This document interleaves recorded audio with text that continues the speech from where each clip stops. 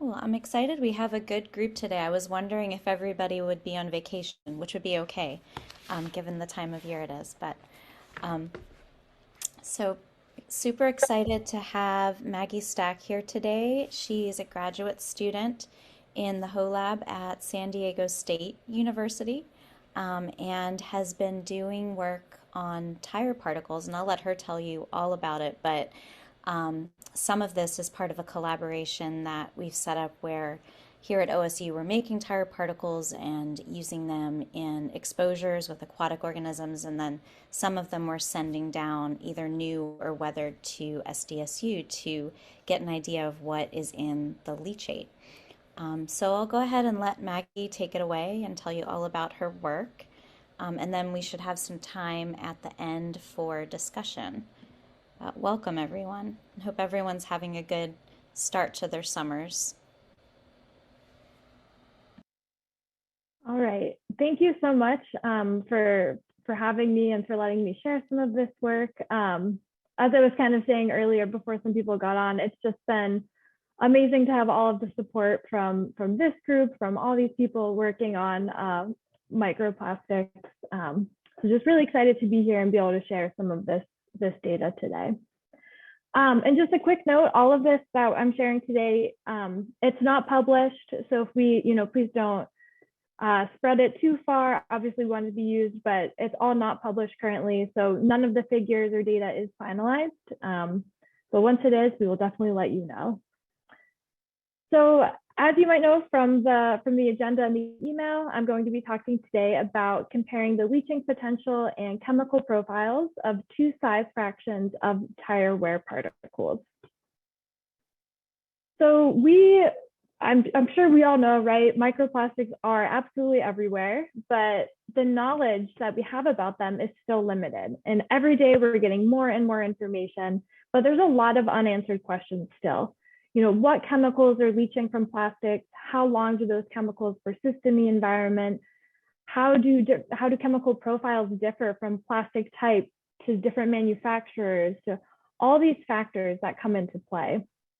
And so it's good for us because, it gives us job security because we need to answer all these questions, but it also it leaves us with quite a bit of work too. So we're just working on one small piece of the puzzle, and our lab is looking particularly at tires. So you might know tires are becoming this really, really well-known, well-characterized source of microplastics in the environment. And there was a recent study from the San Francisco Estuary Institute that found that nearly 50% of particles in stormwater runoff were these small black fragments that they attributed to being tires. And there are other studies from other places around the US, around the world, that are finding kind of similar levels, that tire particles are really contributing a huge load of microplastics to the environment. And we also know that tire particles have the potential to leach a lot of harmful chemicals. So maybe one of the studies that really launched tires into the limelight was the study looking at Pacific Northwest coho salmon and 6-PPD quinone. That drew a lot of attention from people who started to understand that there are these chemicals in tires that can have real lasting effects on wildlife and on environments. And even before then and after then, there have been a lot of studies looking at this as well. I know even from the Brander lab, there have been a few studies that have come out this past year looking at toxicity in a lot of different aquatic species. So we know that there's definitely this potential for tire particles and their chemical constituents to harm wildlife or to harm the environment, but we're still trying to understand the extent of that and which chemicals are maybe the most harmful. So here you can see on the left, these are some of the tire particles that we're working with in our lab. We get them from the Harper lab at Oregon State University, and it's incredible. They have made us so many tire particles, and we're so appreciative for it because our work really couldn't take place without it. But you can see, if you haven't seen tire particles before, you can see that it really is this kind of dust. It's almost like sand. So it's these really, really small particles. And they're just, I don't know, it's kind of crazy to see them, like the way they look and everything. But these particles, they result from the abrasion of tires on road and pavement. So in real world scenarios, you're most likely going to get particles that are also having some of like that road wear in them. In our studies, we're just looking at pristine tires. So there's no other additives here. This is just the tire tread that's been milled down into these really small particles. And so as I mentioned, tires contain a lot of different chemicals and additives, but between different manufacturers, the formulations can actually be proprietary. So we don't exactly know what's in one tire versus another, whether that's a different tire type or different manufacturer. There could be different formulations, kind of different levels of these chemicals. So that makes it really difficult too for us to understand what's going on, because depending on what tire we use or what type we're using, we may see different chemicals leaching from these. So we really just need a lot of research to better determine the chemical profiles and the toxicity. And that really just, it gets at our big question. Our main question is just, what are the chemicals that are being released from tire particles into water? So the way that we are answering this question is through using non-targeted chemical analysis. And so I'm not sure how many people are chemists here, so I'm just going to briefly go over this. Non-targeted chemical analysis is this really great approach that's starting to grow in popularity. And it's a method that allows us to look at a wide variety of chemicals in a sample. So if you think of traditional chemical analysis, you are working to identify a predetermined set of compounds or chemicals within a sample. So you have an idea of what you want to look for, and you're looking specifically for those compounds. And that allows targeted analysis to be quantitative. You can actually see how much of a compound is in a sample. Non-targeted analysis, on the other hand, we don't have any list of what chemicals we're looking for. We may not know exactly what to expect. We can have an idea, of course. Like for example, in tires, you probably expect to see PAHs, other rubber-related chemicals. But the non-targeted analysis also lets us see a lot of unknown or unexpected compounds. So things that we may not know are coming out of tires. They may be transformation products, degradation products. It's a whole wide range of things that we might be able to find. And that's what makes non-targeted analysis so powerful, because we really see a wide breadth of chemicals. This method is only semi-quantitative, so we're not doing a true quantitation because we're looking for all of these different kinds of chemicals. Once we identify a chemical of interest, we could quantify it using the targeted approach, but for now, all we've done is just looking to detect those different chemicals. So now we can get into just some of the methods. So our three main objectives for this study were: one, to determine the leaching potential of tire particles over time. And we can do that using dissolved organic carbon and total dissolved nitrogen as these proxies. So we can see how much carbon is moving from the tire particles into the water, and we can kind of understand what the leaching rate is, how much carbon-related compounds are coming out, and it could potentially be available in the water column.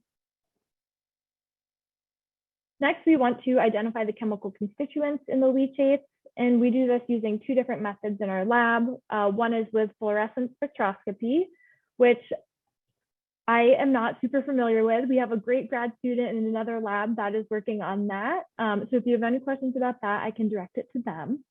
And then the method that I'm using is more of the non-targeted analysis that I just mentioned before.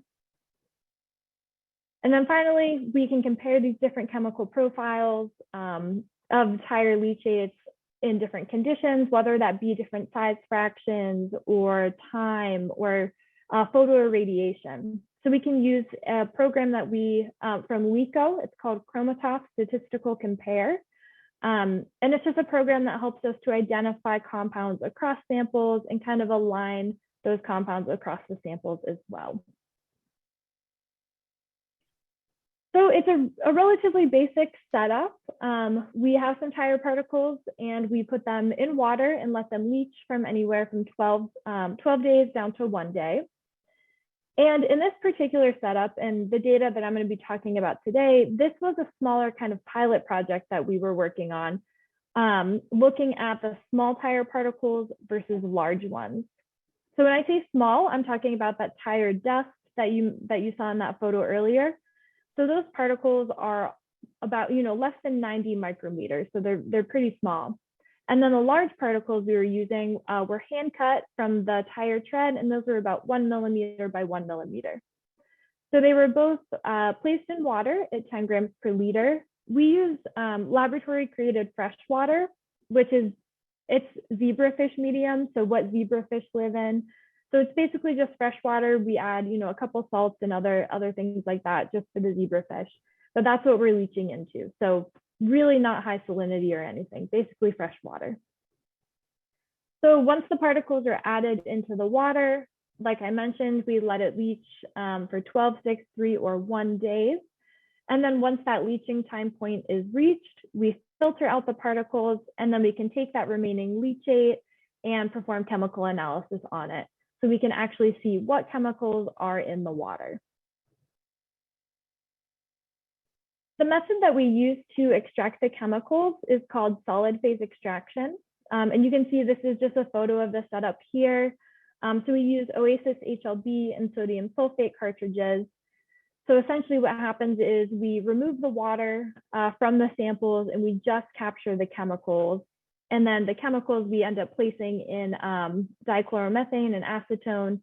So we have like these really small samples, and then we can inject that onto our mass spectrometry gas chromatography system so we can actually get this data to look at. And as I mentioned, we're doing this analysis with the Chromatos statistical compare package because we see it's just so many compounds. We limit the number of compounds in a sample that can be detected to 10,000. So as you can imagine, it's a lot of data. So having some software help us out is really critical to keeping everything efficient. So we can get into the good stuff, the reason why you're all here. What actually did we find and what are we seeing? So I first want to start off with sharing some of the dissolved organic carbon results. So this red line here that you see, that's those small particles or the fine particles. The black is our large. On the y-axis, we have the dissolved organic carbon, milligrams per liter, and then on the x-axis, we have time.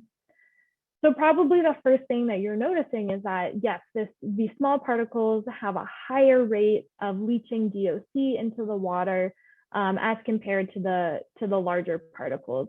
And this makes a lot of sense because we know that smaller particles have a larger surface area to volume ratio, and therefore they're most likely going to be able to leach more chemicals and more organic matter. What we can also see from here is that over time, there seems to be this big jump from 1 day to 3 day, and then a slight increase up to 12 days. So it seems like maybe particles are releasing most of their organic matter by 3 to 6 days. I'm sure maybe it increases up a little bit more, but we didn't test after 12 days. And a big takeaway from this is just understanding that this is why studying these small particles is really important. Studying these microplastics is really critical because we see that there's more potential for harm. If there's more organic matter coming out, that means there could be more contaminants entering the environment. And as larger plastic pieces, are polluted into the environment as well, they're just going to continuously break down into these smaller ones. So it's really important for us to just, limit plastic entering the environment. Okay, so this part, you could just stick with me here. We're going to go through some of the non-targeted analysis workflow, which can be a little tedious, but I believe in us. So as I mentioned, there are thousands and thousands of chemicals that we get in these samples. So after we put the sample through our mass spectrometry system, we get thousands of mass spectra and chemical data points that we want to look through. And since this was kind of a little bit of a pilot project, the very first thing that we did was to exclude any chemicals that were detected in the controls. This allows us to absolutely make sure that any chemicals we're detecting or looking at are truly from the tire particles themselves. not from, some unaccounted source of background contamination or anything like that. We know absolutely any of these chemicals are going to be from the samples themselves. So that's the first step. And that usually will eliminate a few thousand compounds. So then the next step is to look through those compounds, the remaining compounds, anywhere from maybe like 1,000 compounds per sample, and we can manually review the mass spectra to determine compounds that we classify as high confidence. High confidence just means that the mass spectra looks really similar to the library hit. So there are these really big mass spectral libraries that have mass spectra of authentic standards.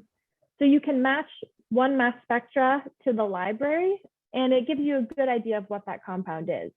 So if we have a good match, we're pretty confident that that compound is the one in the library.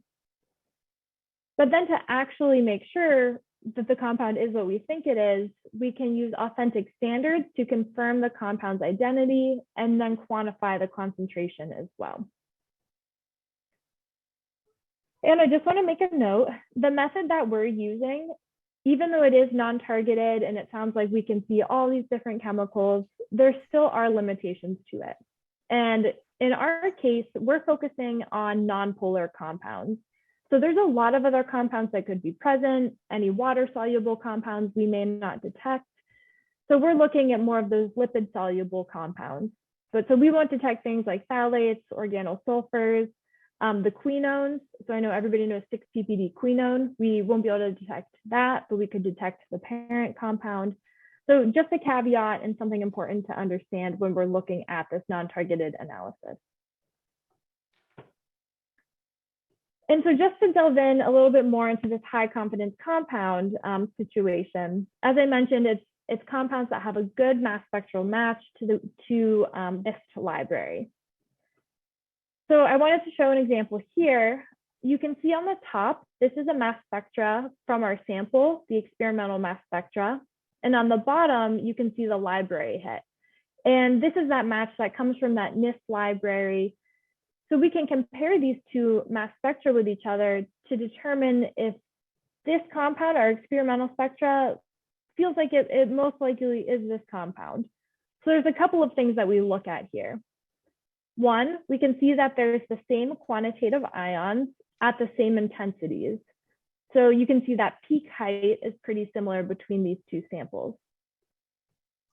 We can also look at the similarity score, which is based out of 1,000. And so we see that our similarity is about a 91% match, and that's really good.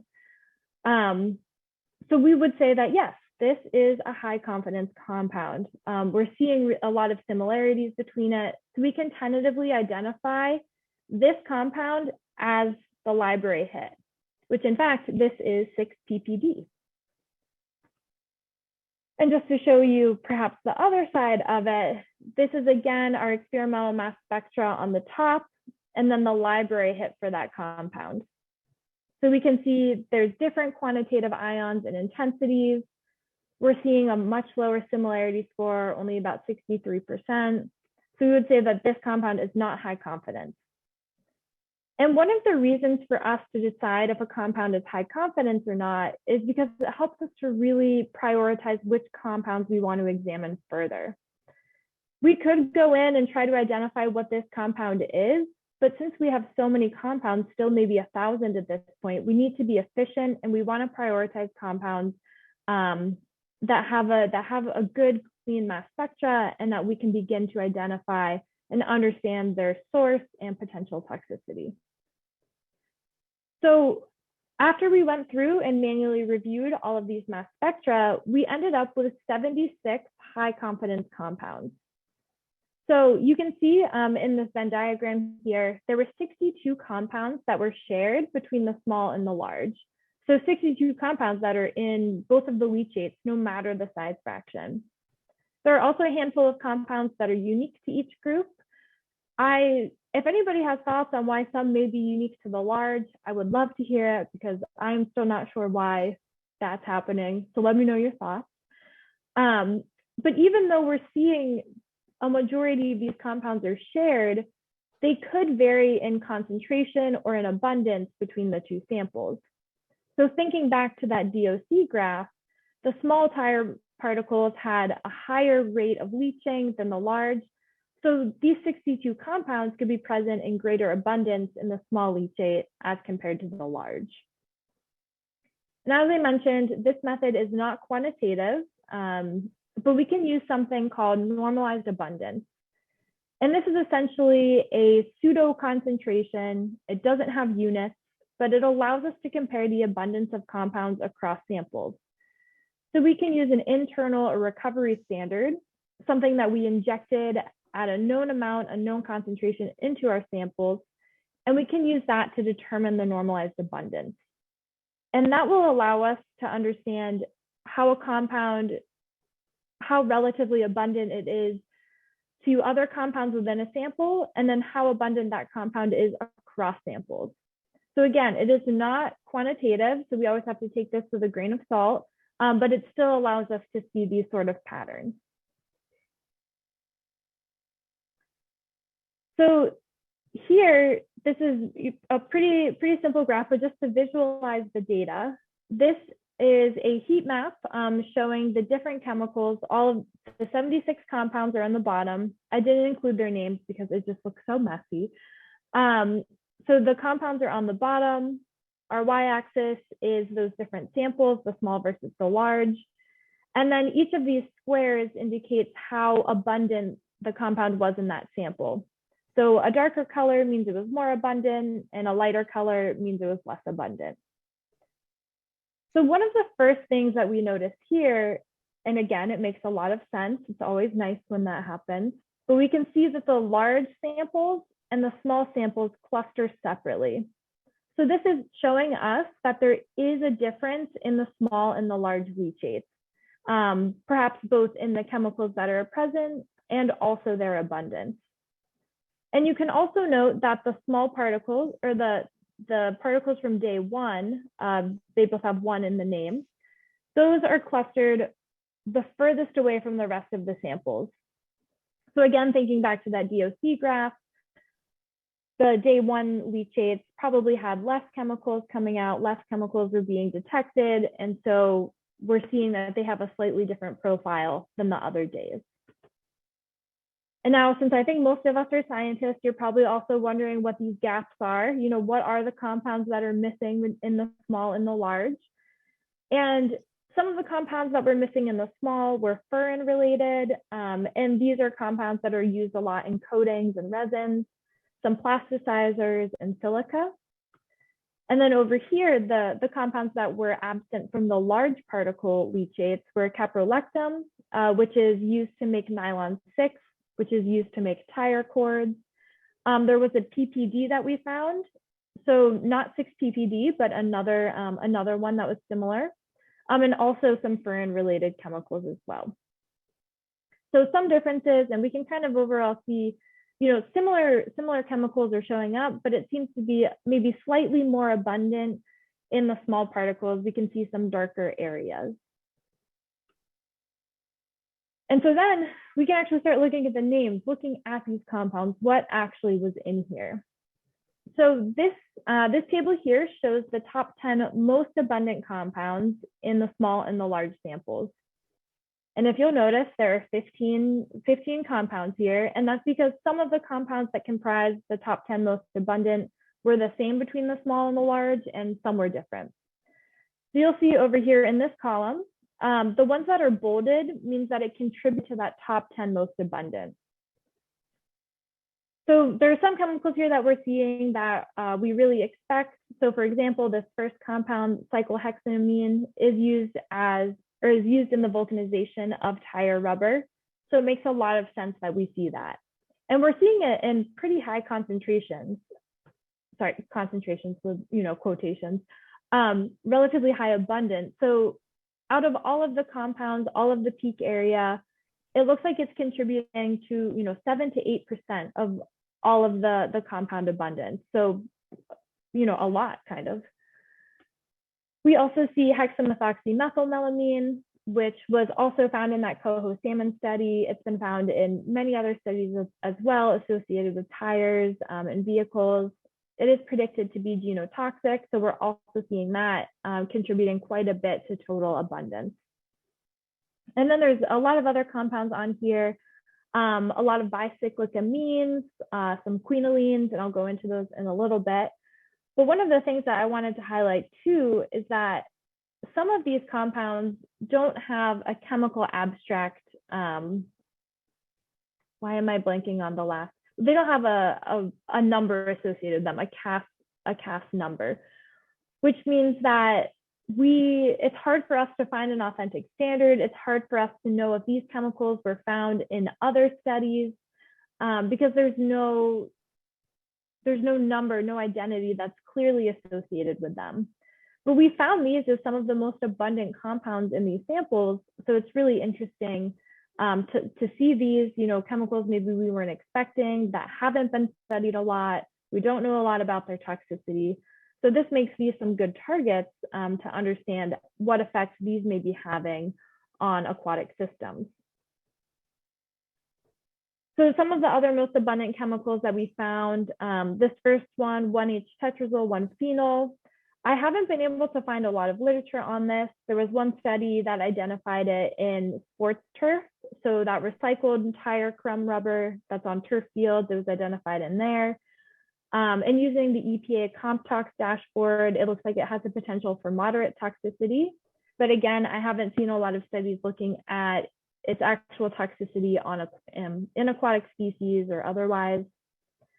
We also saw N,N-diphenylurea, and this compound has been identified also in a lot of different studies. It's one of those bicyclic amines, which we found a lot of in our samples, but there's really limited toxicity data on these kinds of chemicals. So again, we're seeing so many of these in our sample, but we don't know a lot of the toxicological effects they may have. We also found 2 to 3 quinolines, which typically are known to be relatively toxic. But again, some of the ones we found, not a lot of toxicity data. And some of them have been found across other studies, but some we're just finding in ours as of right now, in association with tires, that is. And we did find, again, a variety of other chemicals. We did see 6-PPD, benzothiazoles, which are those vulcanization agents that are really well characterized in tires, the cyclic and bicyclic amines, phenols, acetonylide, and much more. We're still going through and characterizing some of the compounds that we identified, but definitely those most abundant, those top 10 most abundant are really interesting to look at for now. So we still have some more steps that we want to do. One of our next project steps is looking at how photoirradiation affects tire leachates. So you can see in this photo on the left, we have a solar simulator that we use to simulate sunlight. So we're letting our tire particles leach into water under the solar radiation to understand how that may affect the photodegradation or transformation of these products in water. More of an environmentally relevant situation. And we also want to just do all this work again with microfibers. So we have some awesome students working right now to just make a lot of fibers in our lab. So it's a lot of work to take on, and we're really appreciative of them. And then we're going to take the leachates from all of these, the tires and the microfibers, and we can expose zebrafish to those leachates to try to understand the toxicological mechanisms, which compounds are really driving toxicity, just to give us a better idea of what's going on. But of course, there are still a lot of questions that remain. So again, the samples we're looking at, we're using a single tire, one tire type. So we don't know how the chemical profile may look if we use a different manufacturer or a sports tire or something different like that. We could see potentially very different profiles. There's also the big looming question of the particle versus chemical toxicity. I know there's been a lot of work looking at how particles enhance the toxicity. So there's definitely a lot more work to do on that, understanding the effects from both of those. And then some of these chemicals that we identified could just have really species-specific effects. So for example, 6-PPD-quinone is really toxic to those coho salmon, but it doesn't affect some other salmon species in the same way. So it's really important for us to look at all of these chemicals that we're finding, especially those that are in high abundance, and begin to understand which ones may be more broadly toxic and which ones may be a little bit more specific. So I would just like to thank all of you for listening. I would like to thank our funding from CSU Coast, and of course, all of the research support, and from Oregon State University. Again, the Harper Lab has provided us with all those tire particles, so it really wouldn't be possible without them. And thank you again to all of you for letting me share this data, and I would be open to any questions. Thanks. Maggie, thanks so much for your presentation. We have plenty of time for questions, so I'll open up the floor. Does anyone have questions for Maggie about her work? Really well presented, thank you. Caitlin, go ahead.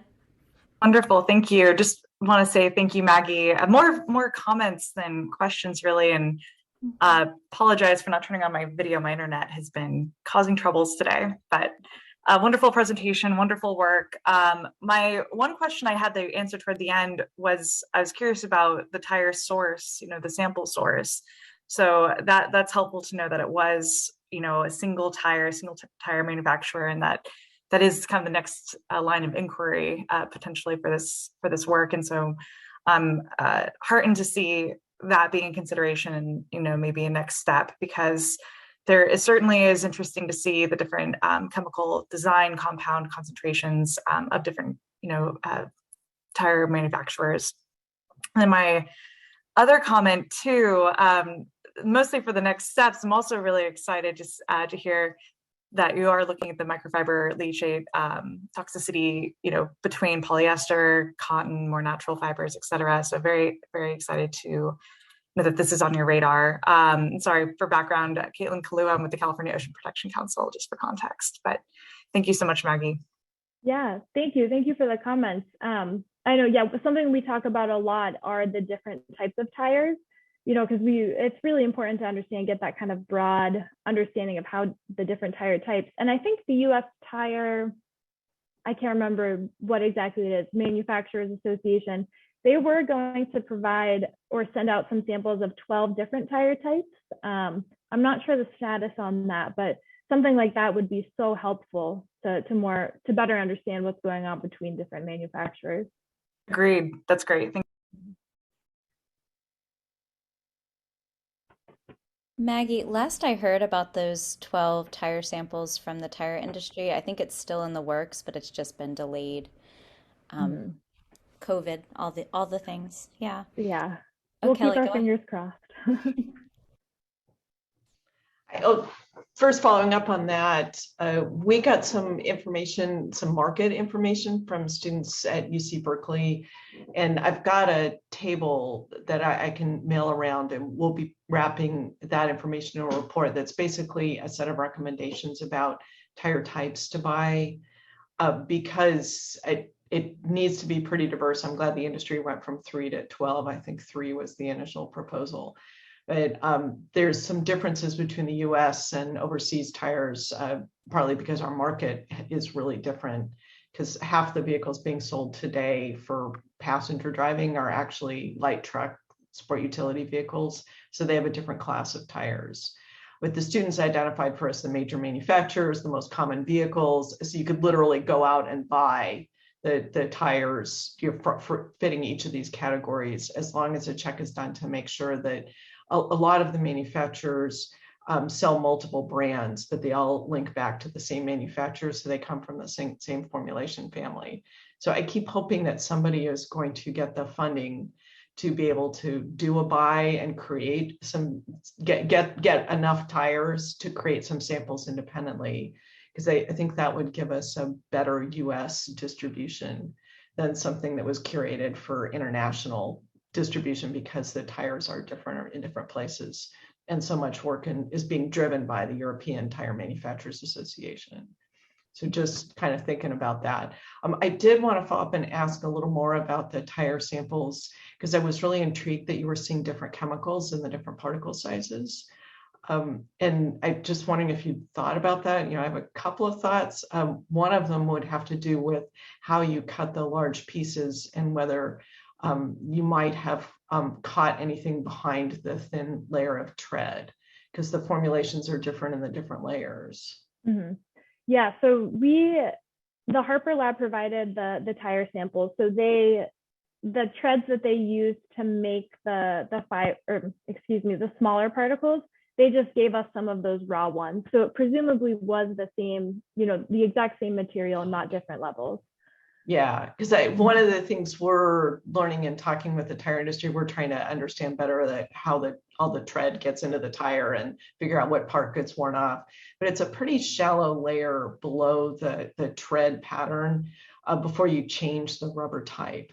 So it's actually fairly difficult to plane off some stuff that is just tread. And I'm sure this is something the Harper Lab has thought about, because I know they've thought about just about everything in these areas. The other thing that it caused me to think about this was air exposure and some of the aging processes that occur in air versus water, and how that might affect differently the small particles versus the large particles. And I was just wondering if you thought about that, or if you thought about doing any aging in air, or even just the time sitting around during transport and after production might have caused some aging in the small particles on that much larger surface area. Yeah, that's not something that I had considered. I don't know too much about the air interaction, so that's good to know, and I'll look more into it. But we didn't, that's not something we tested for. In the future, we're going to be testing some weathered ones, but just kind of like the UV exposure, but not just air. I guess I didn't realize it could be so reactive. But that's the 6-ppd quinone formation process really requires the oxygen or ozone from air. So there'll probably be a different aging process in air than in water. And in the environment, probably most of the lifetime of the particles will be in places where it's exposed to air. Okay. So eventually it'll get washed and into sediment, but until that wash off occurs, there'll be a big lifetime sitting in air. And that would be consistent with some of the data that Ed Kaloje's lab has gotten. Mm-hmm. So I'm interested in the design, and there are things we might actually be able to learn simply from those differences in your 2 particle size extracts beyond the influence of surface area. Yeah, definitely. Yeah, that's maybe we'll have to set up a couple more little experiments to look at that more specifically. That's really, really cool. And then the only other question I had was about using dissolved organic carbon as a surrogate. I think that's actually a really great way to just say I can leach for a short period of time and get some really interesting information. I was just wondering if you'd thought about doing any other surrogates that might show different leaching processes, like zinc or some other contrasting chemical with different properties. Yeah, so as of right now, so our lab focuses specifically on organic chemicals. So we're looking, more at that, so that kind of fits our need. The total dissolved nitrogen can kind of be used for some of those inorganics. We haven't looked at it as much. But for zinc, for example, that's just kind of outside the scope right now. Cool. Thank you. Very nice presentation and super fascinating research. Thank you. Thank you. Yeah, Kelly, what you're saying about the different ways that 6-ppd quinone forms based on whether it's happening in air or water, I didn't realize that. And it makes me wonder, Maggie, if you'll see any differences between the particles you're weathering in the solar simulator and the ones that Samreen, my postdoc, sent, because she was doing them, I believe, just in petri dishes with no water. And I wonder if you'll see a difference in the chemicals detected between those 2 types. Just curious. Yeah, it'll be definitely, if we see any differences, we can, definitely think about that and consider it. Cool. Absolutely. Ariadne, I think you had your hand up next. Go ahead. Yes. Can you guys all hear me? Great. I don't have great Wi-Fi, so forgive me for not turning on my video, but I just want to say that was such a fascinating presentation. Thank you so much. Also, the questions, really excellent. And my question is more about following along the idea of how the industry, I know you said there was an association that was potentially dragging their feet or, delayed in some way or the other around getting samples. And I'm just wondering if there's more opportunity to involve industry in changing the tires or understanding more about how they manufacture so that it can be sort of assisted in the direction of we're aware of a problem and these chemicals are showing to be less impactful. So how to make a transition towards those less impactful? Are we working in industry to make that happen, or is it more with like political directives that are going to be the way? I'm just wondering if there's any thought around those next steps.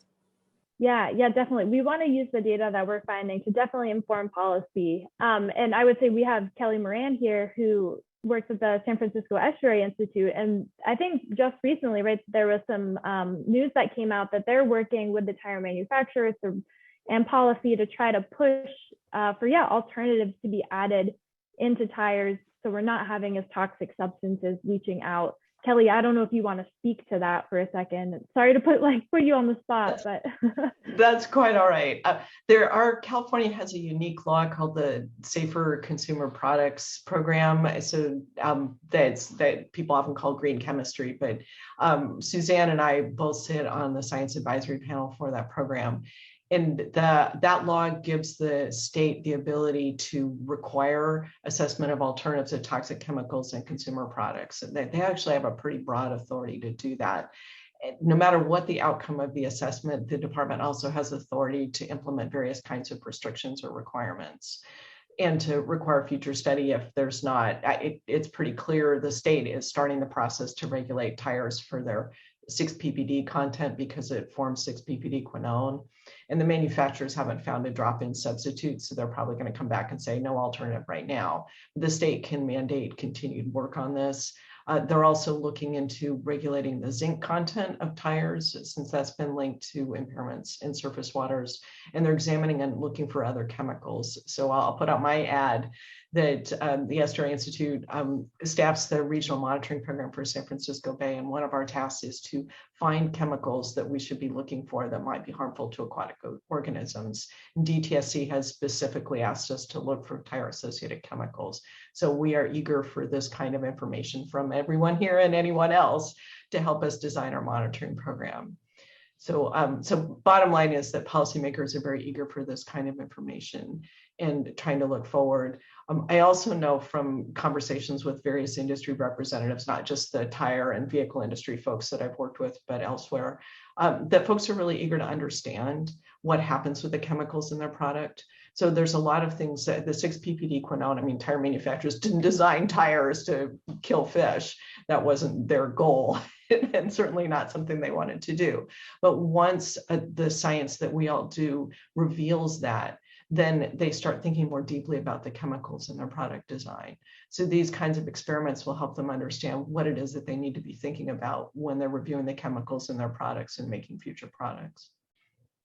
So did that answer the question?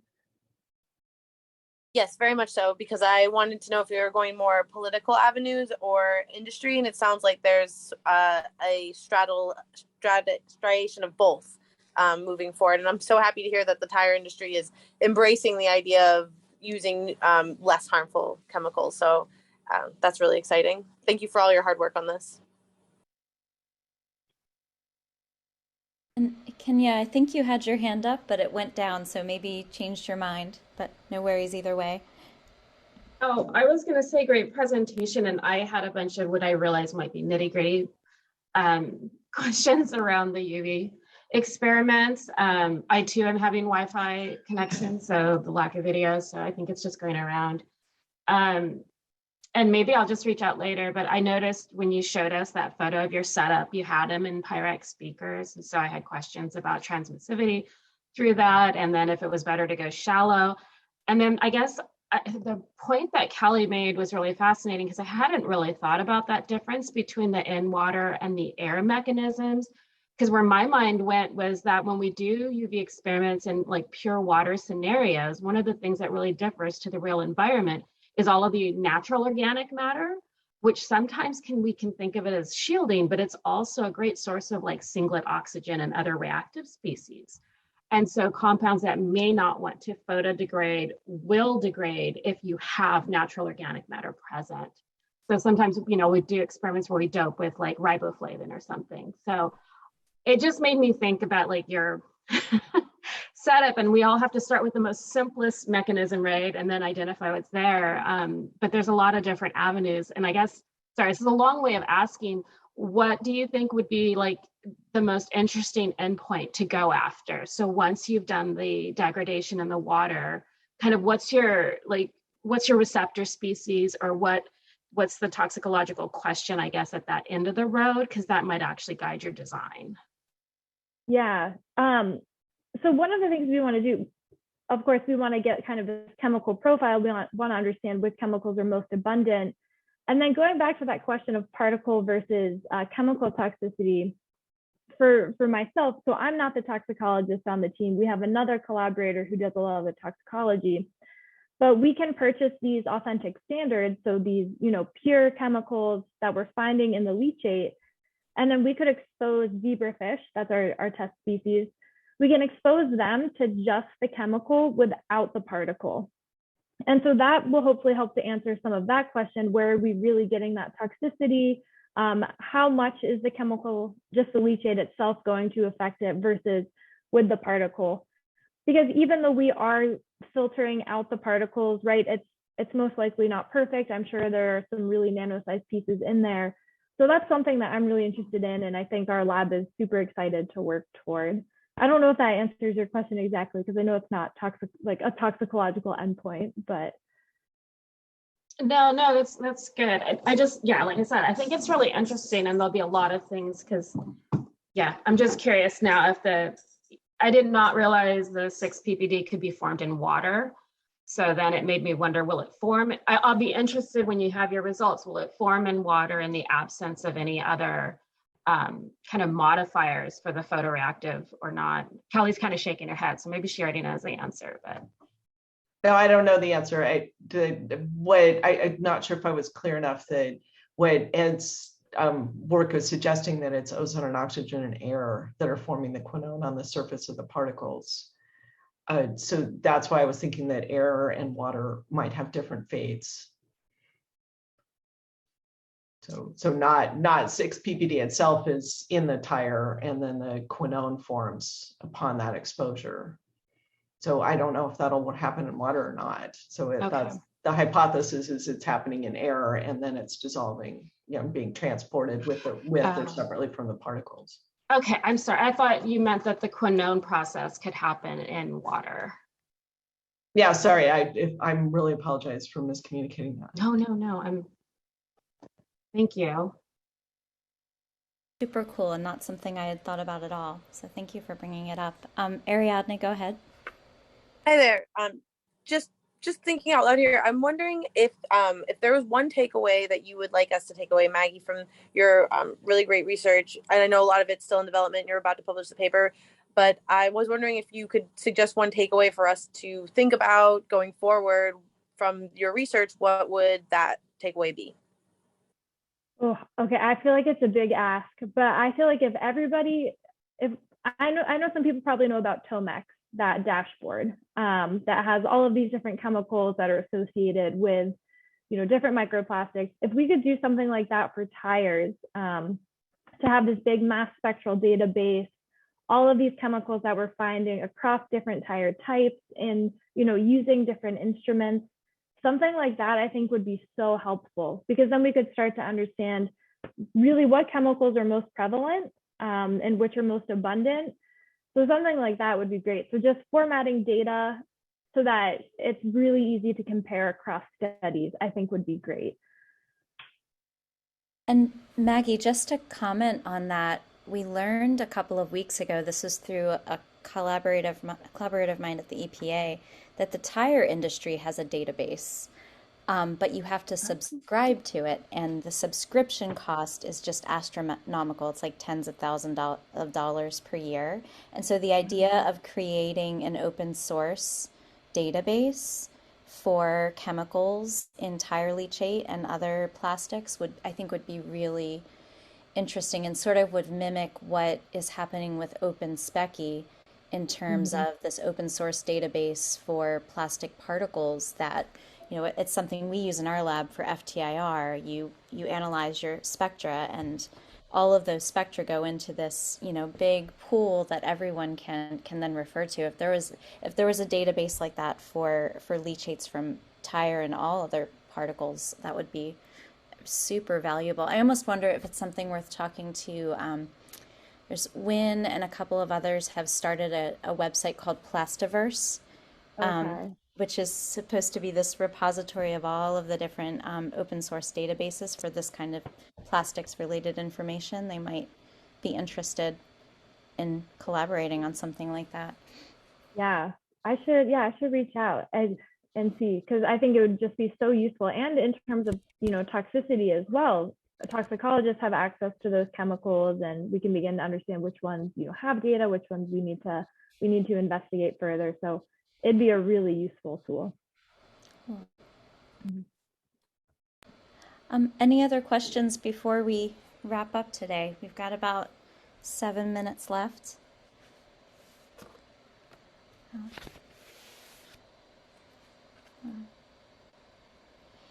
I just wanted to say, is there anything that we can do, that I could do as a industry scientist, that could help bring that? I know you said, Maggie, that there was somebody you're going to reach out to in Plastiverse to see about starting that database, but is there anything that somebody else on this call or me could do to bring that to fruition? Because I think if we all agree a database is a great step to take. I'm wondering if it's easy. There's a African proverb, go far if you want to go fast, go alone if you want to go far, you go together. So I'm wondering if there's a way that we can all pitch in together to help make this happen. Yeah. I honestly haven't thought too much about it, and something like this is new for me, but maybe just to have your contact information to be able to, it sounds like you may have contacts who would have a different set of information, more data, just to keep everybody connected. Something like that would be really wonderful as we move forward. Oh. I like that quote, Ariadne. That's very inspirational. Thank you. Well, thank you so much, everyone, for tuning in today. Great talk, Maggie. Really, lots of answers, but also lots of additional questions, which is the way it's supposed to work. Something I'm super curious about is whether you would see different amounts of leaching and different chemicals and leachates at different salinities too, which is but there's a whole, you could spend a whole career thinking about all the different influences of abiotic factors and everything else, I'm sure. But thank you so much for presenting today. And this talk will be available on our PNW Consortium website if any of your colleagues wanted to see it but had to miss it for today. And we might not have, we won't have an interest group journal club meeting in July, because that's going to be really close to our summer teleconference, which is on July 13th at 9 a.m. I can put that in the chat. But we'll resume our monthly interest group meetings in August. So same time, same station. This time seems to work well for people, so we won't change it for now. Right. Have a great rest of your June, everyone. And again, thank you, Maggie, for presenting today. Greatly appreciate it. Thank you so much. Bye. Bye.